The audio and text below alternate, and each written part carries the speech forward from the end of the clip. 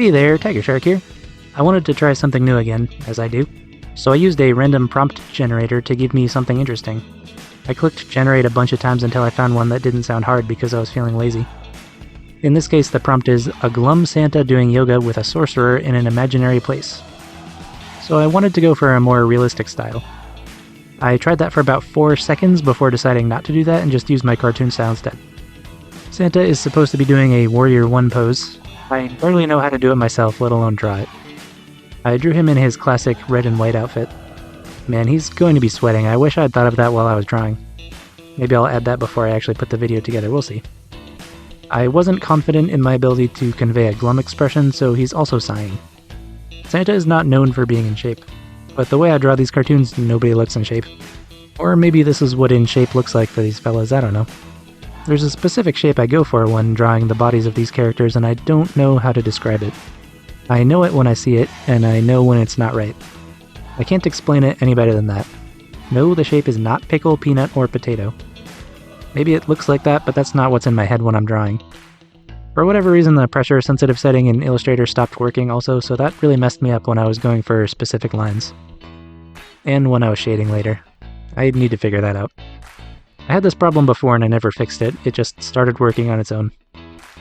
I wanted a more fluffy kind of beard shape rather than angular, unlike the sorcerer, who I gave a pointy goatee. There's a bit of confusion surrounding terms like wizard and mage and sorcerer. In Dungeons & Dragons, for example, a wizard has to study for years to learn magic, whereas a sorcerer has it naturally from their bloodline or something. And a warlock gets magic by making a pact with a powerful patron. But in other fantasy stories, you might hear sorcerer used interchangeably with words like wizard and mage. So really it's all down to the author what they want to do. For my sorcerer here, I decided he's the yoga instructor. I'm going for the classic, cheesy, pointed hat and robe kind of look. I don't really have a ton to say about my process here. This is the kind of thing that would be easier to talk about live as I'm doing it. But nobody wants to hear that. I'll get distracted and ramble and repeat myself a dozen times and trip over my own words. There's a reason I write out my scripts meticulously for this channel and my gaming channel, Okano. Shameless plug, I have another channel called Okano Gaming where I review indie games and make satirical League of Legends guides. There will be a link to that in the description if you care to check that out. You may notice I am rambling in this video a bit. Well, that's because I'm filling space. I didn't think just watching me draw over a music track would be interesting. And honestly, I thought I'd have more to say about the drawing process. So anyway, speaking of that, let's get back on track here. Maybe giant mushrooms is a little cliche for an imaginary place, but hey, I like giant mushrooms. This is around the point I decided to pivot from my normal shading style and try a more sketchy kind of shading.